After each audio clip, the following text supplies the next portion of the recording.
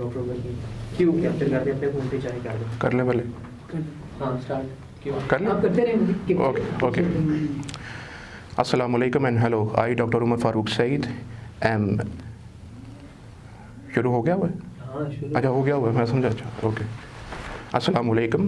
I, Dr. Omer Farooq Saeed, Vice Chairman of the Quran and Science Thinkers Forum, is recording this video from our official media and YouTube platform. In this lecture, in this video, short video, inshallah, the introductory video, we shall discuss what is the relation between Quran and science, and what is Quran and what is science and what is their relationship. And also, we will also discuss that are these two things compatible or not, or are they absolutely opposite to each other, as we hear from the Western world nowadays. In the beginning, let me introduce to you what Quran really is. Or Quran is a revelation, which is a divine revelation. If we see that science is a experimental phenomenon, while the Quran is a divine revelation, it does not base on experimentation. And science is always based on experimentation, and I'm talking about the experimental sciences, not the social sciences, because at the moment we shall discuss the experimental sciences rather than the social sciences. We shall discuss that as well in our next videos, inshallah. So to begin with, to introduce Quran, and in this video, because this is an introductory video, we shall discuss about that Quran does possess many miracles, and out of those miracles, which lies under the topic of Quran and science, we shall discuss the linguistic miracles to begin with, so that I may introduce the topic to you. Quran, when it was being revealed at the time of the Prophet ﷺ, was graded as a linguistic miracle. To give you an example from history, there were 7 Saba Mu'allaqat, 7 poets that were present at the time of Prophet ﷺ in the city of Makkah, whose couplets and whatever they used to write in form of poetry that were used to that they were giving so much of importance that they used to hang that to the wall of the Kaaba. So they were then called, Saba means 7 and Mulaqat means hanged to the wall of Kaaba. So their poetry was hanged to the wall of Kaaba, and they had a divine status, semi-divine status, or a divine status, those poets. So the poets were considered and they were always almost worshipped at that time. So we consider an example from history. There was a time when Hazrat Ali, and some narrations also say that the person is not known, but we do witness that from the history, that there was a time when a companion of the Prophet ﷺ, he went and hanged Surah Kausar to the wall of Kaaba. And as you know, that Surah Kausar is the smallest surah of the Quran. And it says, Bismillah ar-Rahman ar-Rahim, A'udhu billahi minash shaitanir rajim, Bismillah ar-Rahman ar-Rahim, Inna a'tainaka al-Kawsar, fasalli li rabbika wanhar, inna shani'aka huwal abtar. And when the people of Makkah saw this surah, and they were dazzled, and especially people went to the poets of that time and to the biggest poet of that time. They went to him and showed him that this seems like something magnificent. We want you to answer this, because this is so claimed as the revelation of God.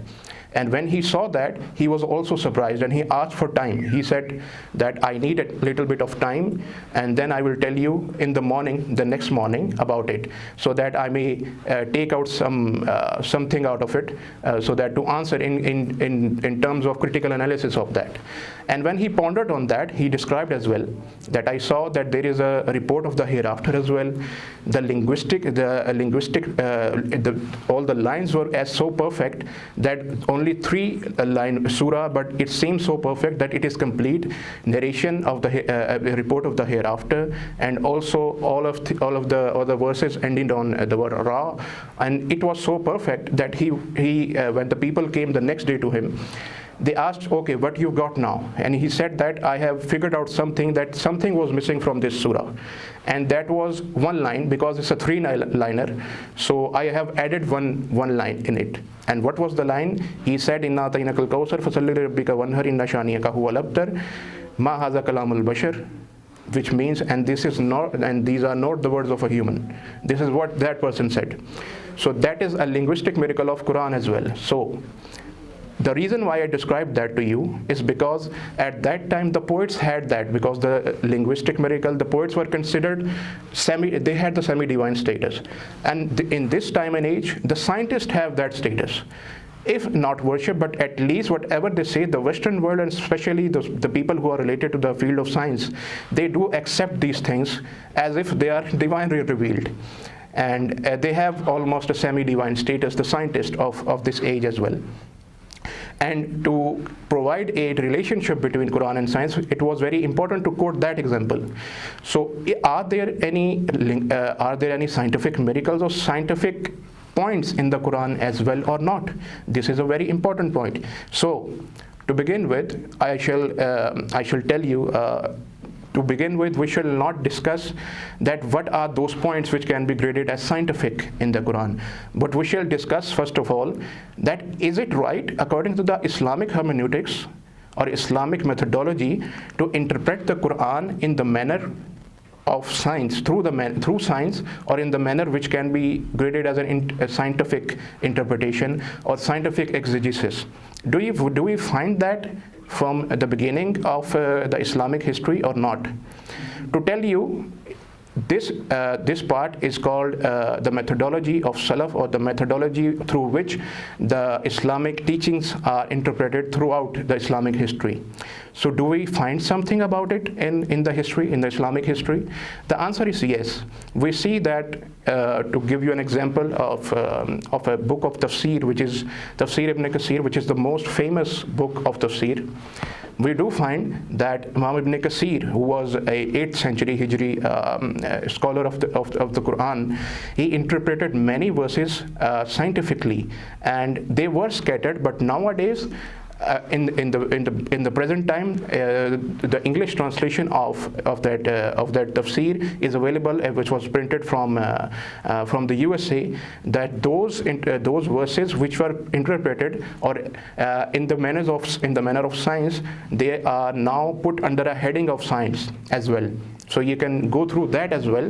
And to give you another example, there was a prolific historic scholar. He's known as with the name of Ibn Hazm, Ali bin Hazm, his full name, and he was a Spanish scholar of the 7th century as well.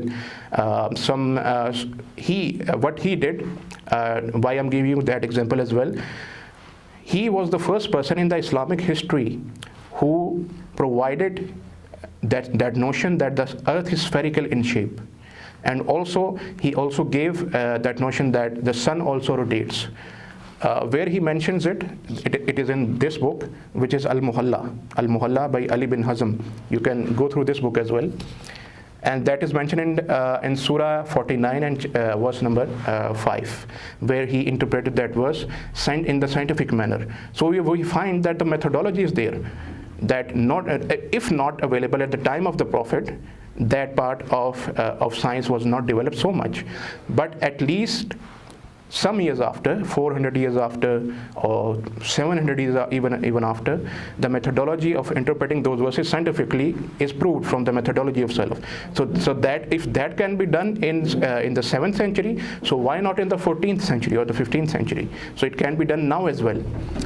To give you another example, now, so shall we consider everything in the Quran or every scientific point? We shall cross-check that through science or not? Or is it that we should only consider those points which are scientifically absolutely proved? Because as you see, that science is only experimental process.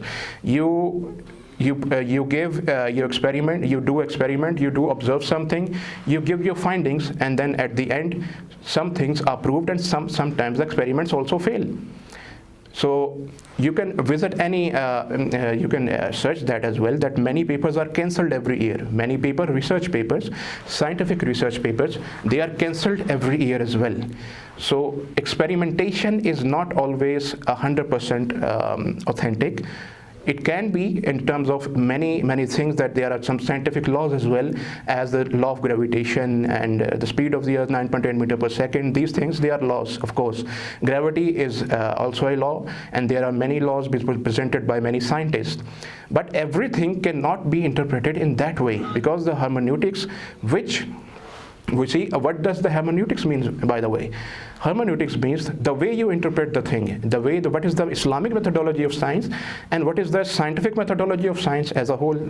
So this is a completely different, these two things are completely different.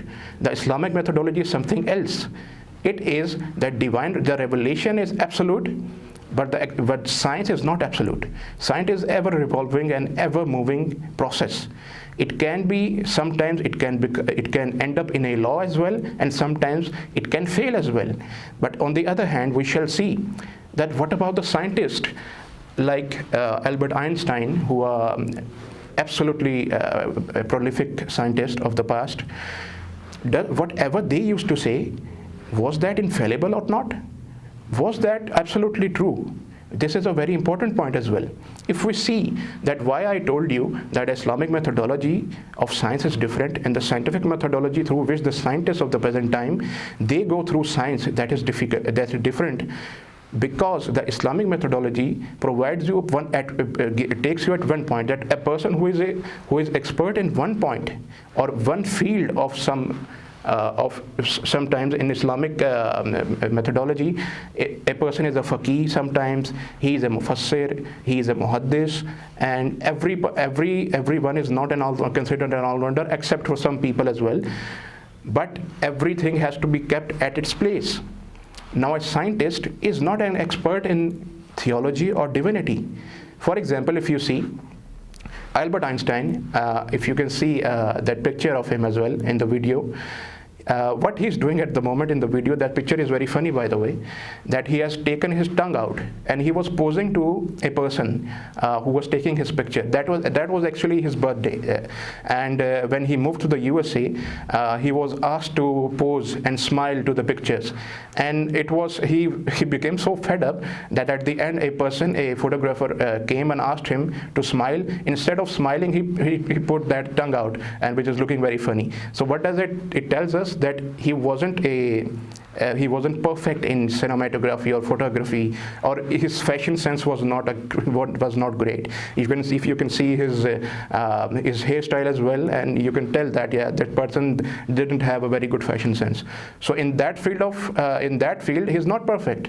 So he was great in physics. He was very good in astronomy, but he wasn't a theologist. He didn't read many religious scriptures as well. By religion, he was a Jew. But you cannot take his every comment on religion as final or as an infallible thing, like you take his scientific notions or scientific discoveries. So there must be a difference between all these things.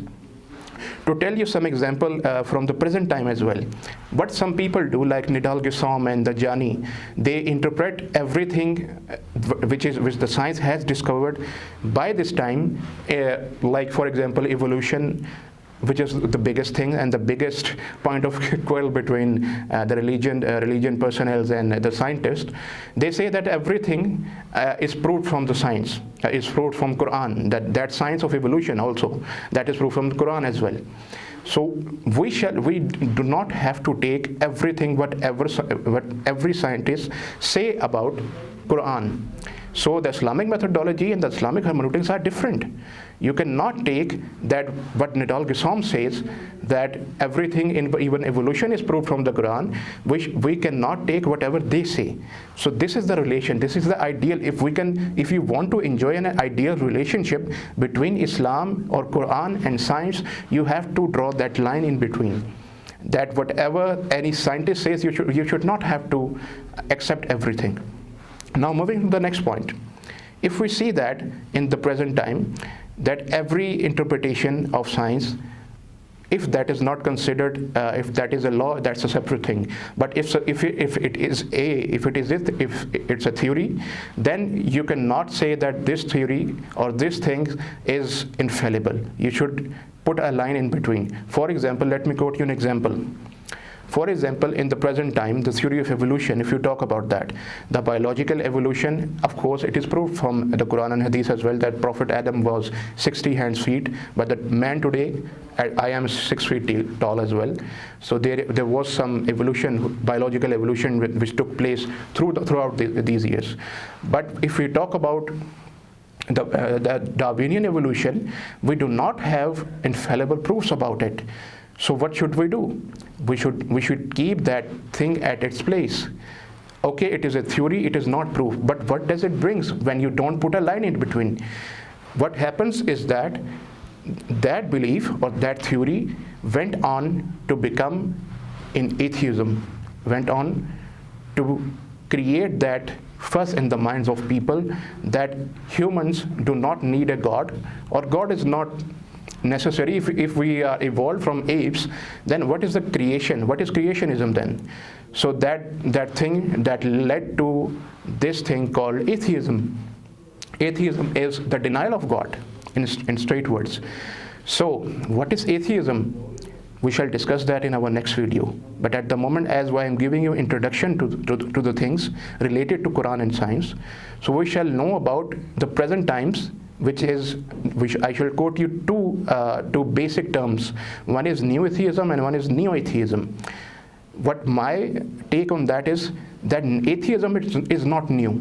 Atheism can never be new, because at the time of the Prophet as well, as we can read in the Quran as well, that at many places Allah subhanahu wa ta'ala, He describes that the people who do not believe in the hereafter, do not believe in the hereafter, of course they do not believe in God as well. So they were atheists present at the time of the Prophet as well. So atheism is never new. And at the time of Khair al-Qurun and after that, there was if you talk about neo-atheism, which can be graded as a movement of atheism, or the political meanings, or whatever meaning you take it. So neo-atheism is not new as well, according to me. If you see in the history, neo-atheism at the time in the 6th and 7th century of Hijri, there were many Orientalists who started to talk about Islam and started a critical analysis or critical reading of the Islamic scriptures, the Quran and Hadith. So neo-atheism, according to me, in present times it can be graded, it can be taken in a different mode as well. But you cannot say that these things are absolutely new. They are not new, but they have some new points or new scientific points, new scientific notions as well. But as a whole, they are not new. You cannot say. So neo-atheism is old atheism, by the way, with some new parts, some new things introduced as well. And neo-atheism was also not new. There were many Orientalists at the point. There were atheists, of course, which I am describing. And also we shall discuss about that what does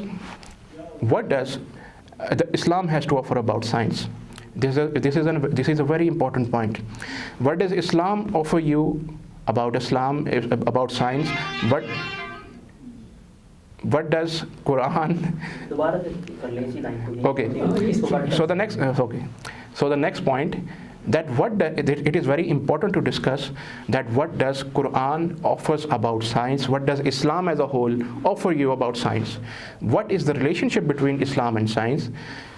If we see in the human history, in the Islamic history to be exact, that there were many things, they were invented by the Muslim scientists. Islam never stops you from reading, writing, or discovering new things. We shall take it as such. We shall not boast about any other propaganda about or against Islam. Islam as a whole is a religion which promotes reading, writing, and literary things, and also it also gives you an indication that you can learn many new knowledges as well. So Islam offers you an absolute kind of freedom in terms of science, that you can go and discover anything you want. As far as that thing is not, it's not a bad thing, or it's not